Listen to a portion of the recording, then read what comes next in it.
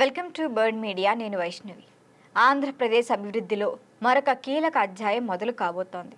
ఉత్తరాంధ్ర ప్రజలు దశాబ్దాలుగా ఎదురు చూస్తున్న Bhogapuram green field international airport ఇప్పుడు అధికారికంగా జాతికి అంకితం కాయింది. అయితే ఇది కేవలం ఆంధ్రప్రదేశ్కు మాత్రమే ఉపయోగపడే విమానాశ్రయం అయితే కాదు, భౌగోళికంగా కూడా అత్యంత వ్యూహాత్మక ప్రాంతంలో ఏర్పాటైంది ఈ ఎయిర్పోర్ట్. మరి ఇది ఆంధ్రప్రదేశ్తో పాటు ఛత్తీస్గఢ్, ఒడిశా రాష్ట్రాల ప్రయాణం, పారిశ్రామిక, వాణిజ్య అవసరాలకు కీలక గేట్వేగా మారే ఛాన్స్ ఉంటుంది. దాదాపు 2200 ఎకరాల విస్తీర్ణంలో GMR Visakhapatnam international airport limited ఆధ్వర్యంలో భోగాపురం విమానాశ్రయం రూపుదిద్దుకుంటోంది. అంటే తొలి దశలో ఏడాదికి సుమారు 60 లక్షల మంది ప్రయాణికులకు సేవలు అందించేలా దీని మౌలిక వస్తువులను కూడా సిద్ధం చేశారు. అంటే సుమారు 3.8 కిలోమీటర్ల పొడవైన రన్వే ఉండటం దీని ప్రత్యేకత. మరి భవిష్యత్తులో కూడా ప్రయాణికుల సామర్థ్యాన్ని ఏకంగా 4 కోట్లకు పెంచేలా విస్తరణ ప్రణాళికలు కూడా ఉన్నాయి.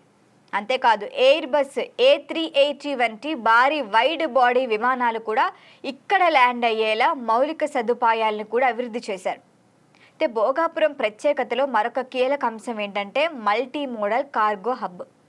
అంటే అంతర్జాతీయ ప్రమాణాలతో పాటు సరుకు రవాణాకి కూడా ఈ విమానాశ్రయం పెద్ద ప్రాధాన్యం ఇస్తుంది.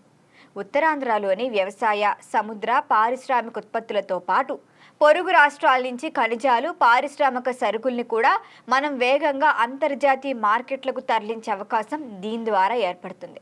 ముఖ్యంగా ఛత్తీస్గఢ్కి భోగాపురం కీలకమైన అంతర్జాతీయ గేట్వేగా మారే ఛాన్స్ ఉంటుంది. సముద్ర తీరం లేని ఆ రాష్ట్రంలో దక్షిణ ప్రాంతాలకు అంతర్జాతీయ విమాన ప్రయాణం కోసమే కొత్త మార్గాన్ని అందుబాటులోకి తెస్తున్నారు. మరి బస్తర్ జిల్లా కేంద్రం జగదల్పూర్ నుంచి భోగాపురం రేడు మార్గంలో సుమారు 270 నుంచి 290 కిలోమీటర్ల దూరంలో ఉంది. దంతేవాడ, సూక్మా, కొండగావ్ వంటి ప్రాంతాల ప్రజలు కూడా ఇప్పుడు ఈ విమానాశ్రయాన్ని ఉపయోగించే ఛాన్స్ ఉంటుంది. మరి ఇప్పటి వరకు దూర ప్రాంత విమానాశ్రయాలపై ఆధారపడ్డ ప్రజలు, ప్రయాణికులు ఇది సమయాన్ని, ఖర్చును ఖచ్చితంగా తగ్గిస్తుంది. మరి బస్తర్ ప్రాంతంలోని ఖనిజ, ఇతర పారిశ్రామిక ఉత్పత్తులు, ఎయిర్ కార్గో రవాణాకి కూడా ఉపయోగం. మరి ఇక దక్షిణ ఒడిశాకి కూడా భోగాపురం మరింత చేరువైన అంతర్జాతీయ విమానాశ్రయంగా నిలుస్తోంది. కోరాపుట్, రాయగఢ్, గాంజాం, బరంపురం, మాల్కాన్గిరి, నవరంగ్పూర్, గజపతి వంటి జిల్లాల ప్రజలకి ఇది పెద్ద ప్రయోజనం. భువనేశ్వర్ వెళ్లేందుకు వాళ్ళకి చాలా ఎక్కువ సమయం పడుతుంది. మరి ఆ ప్రాంతాల నుంచి జాతీయ రహదారి మార్గంలో భోగాపురానికి ఇప్పుడు తక్కువ సమయంలోనే చేరుకునే ఛాన్స్ ఉంటుంది. దీనివల్ల వీళ్ళకి ట్రావెలింగ్ టైం తగ్గుతుంది. మరి దక్షిణ ఒడిశాలో మైనింగ్, అల్యూమినియం, పేపర్ వంటి పరిశ్రమలకు వేగవంతమైన అంతర్జాతీయ కనెక్టివిటీ కూడా లభిస్తుంది.